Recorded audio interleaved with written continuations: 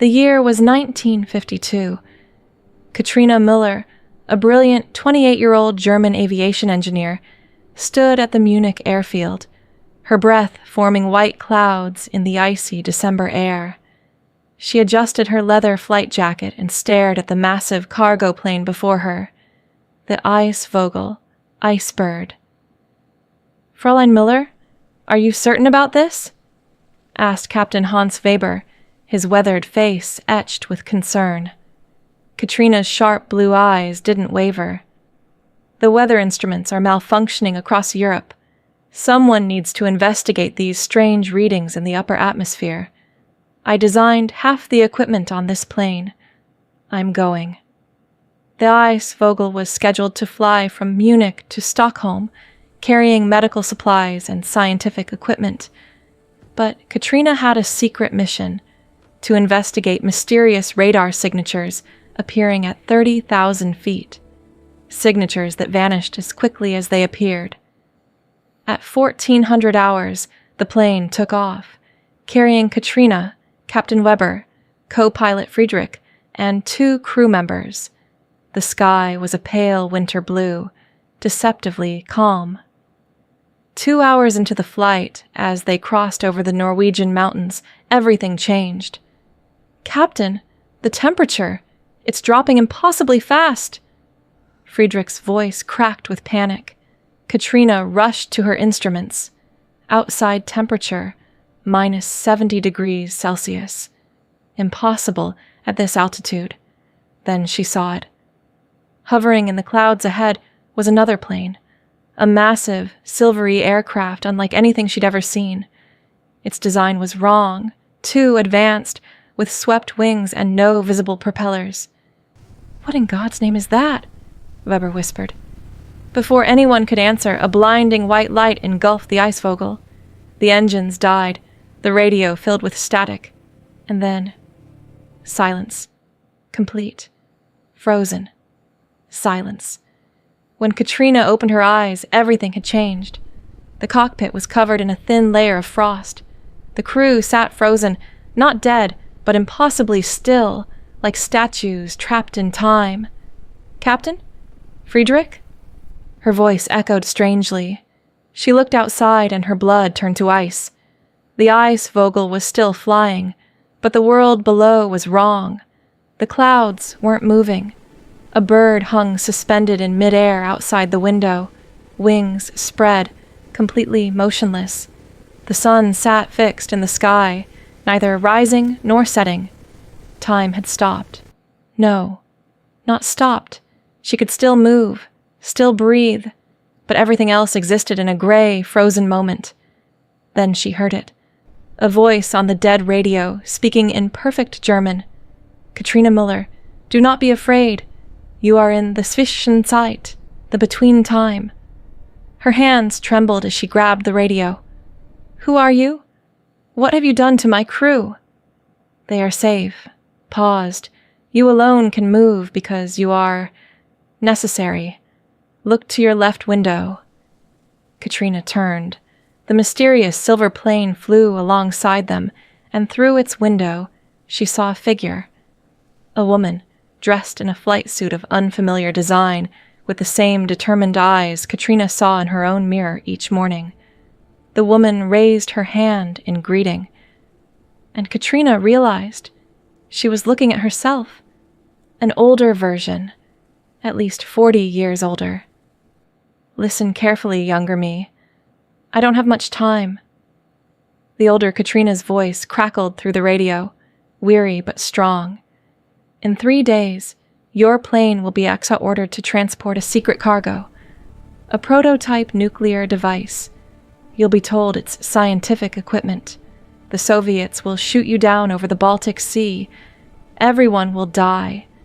This event will trigger a chain reaction that leads to nuclear war in 1953. Millions will die." Young Katrina's mind raced. That's impossible. How are you here?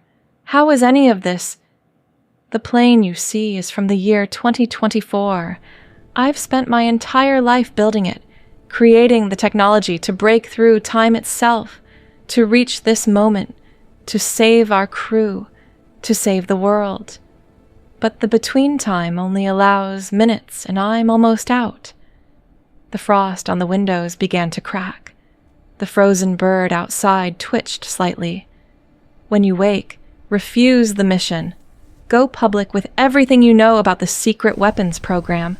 Trust the journalist Anna Hoffman in Berlin. She will believe you. The truth must come out before it's too late. Wait, Katrina pressed against the window.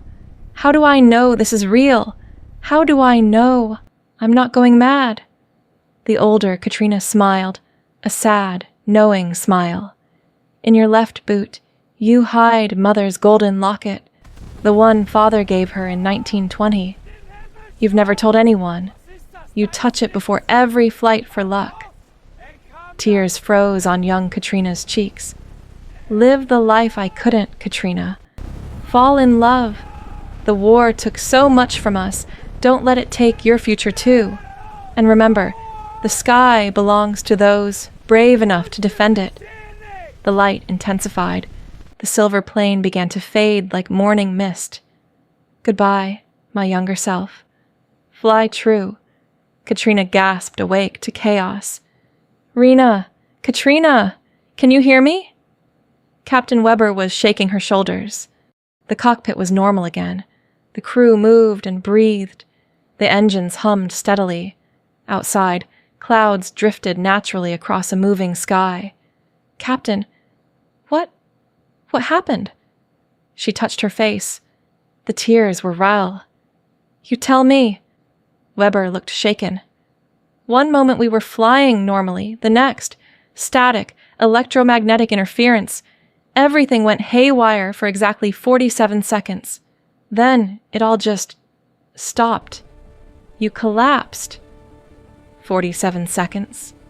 Katrina checked her instruments. He was right. But in the between time, she'd spent nearly 10 minutes. Friedrich pointed out the window, his hand trembling. Captain, look at the ice pattern on the wing. Everyone fell silent, frozen into the ice on the wing, as if etched by the hand of God himself, was a message in crystalline German letters. Refuse the cargo. Anna Hoffman, truth. As they watched, the sunlight melted it away. 3 days later, Katrina sat in the office of Colonel Richter, a stern official from the Defense Ministry. Fräulein Miller, your service record is impeccable. That's why you've been selected for a classified transport mission. He slid a folder across the desk. Top secret. You'll transport scientific equipment to our facility in Hamburg. Departure is at dawn. The payload is sensitive. Katrina's heart pounded.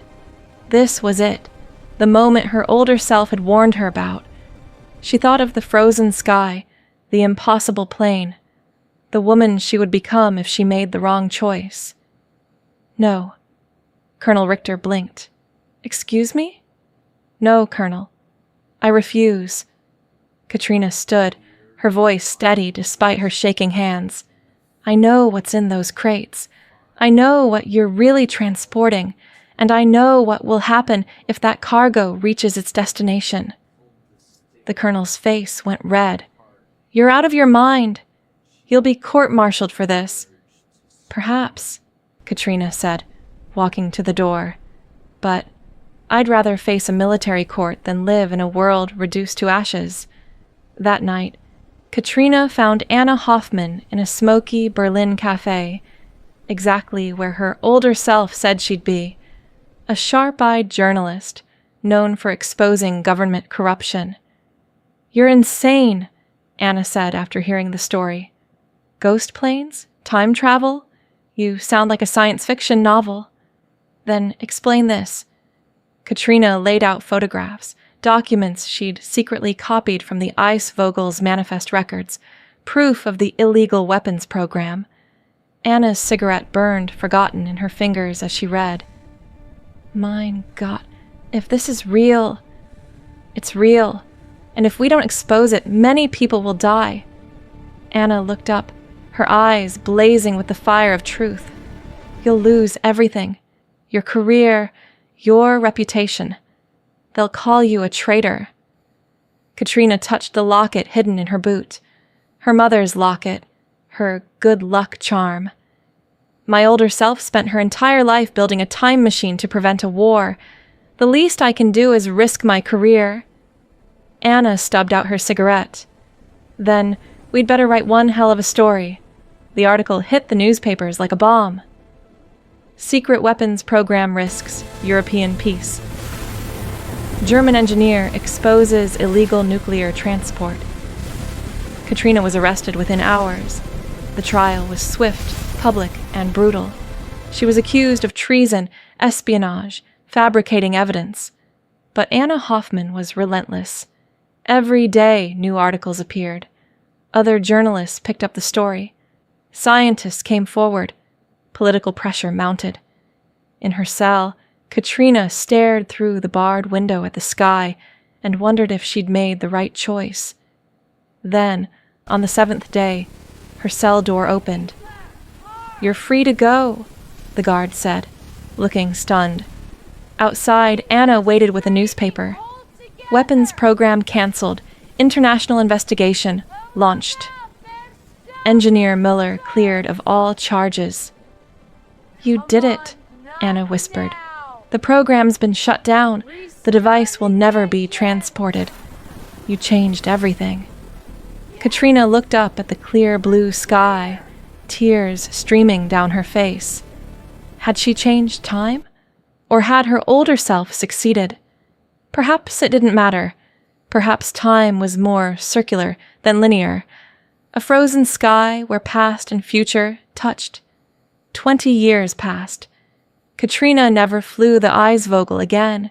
She didn't need to. Instead, she became one of Europe's leading aerospace engineers, pioneering new technologies, always pushing forward. She fell in love with a quiet mathematician named Thomas. They had 2 children. She lived the life her older self had never known.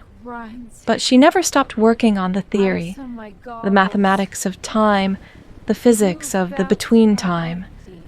On her 71st birthday, in her private laboratory, Katrina stood before a prototype aircraft, unlike anything the world had seen.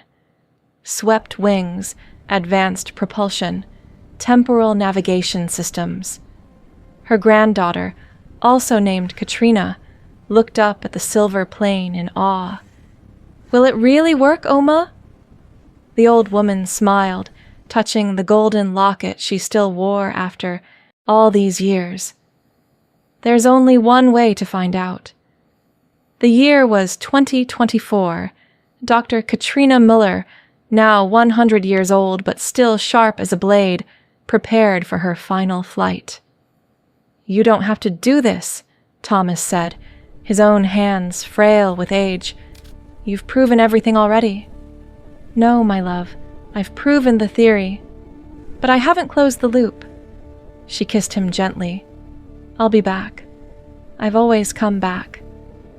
The silver plane, she'd named it Zeitvogel, time bird, rose into the winter sky above Munich, following coordinates she'd calculated decades ago. At exactly 30,000 feet, she activated the temporal drive. The world turned gray. The clouds froze. A bird hung suspended in midair. And there it was, the Eisvogel, flying through the frozen sky, exactly as she remembered from 72 years ago. Through the cockpit window, she saw her younger self staring back in shock and wonder. Katrina picked up the radio, her voice steady despite her emotion. "Katrina Miller, do not be afraid. You are in the Zwischenzeit, the between time." She delivered the message, the warning that would save the world, that would give her younger self the chance to live the life she'd now lived. And as the between time began to collapse, as the frozen sky started to crack, and reality reasserted itself, old Katrina smiled. The loop was closed. Time was safe. The ghost plane had delivered its message. The Zeitvogel vanished from radar on December 14th, 2024. No wreckage was ever found. Dr. Katrina Miller was declared missing, presumed lost in a test flight accident. But pilots flying over the Norwegian mountains sometimes report strange sightings. A silvery plane that appears in the clouds at exactly 30,000 feet, visible for just 47 seconds before vanishing. They call it the ghost plane of the frozen sky. Those who see it say the same thing. Time feels different in those moments. Slower, stiller, as if the world pauses to remember a woman who saved it by refusing to let the future be written in stone.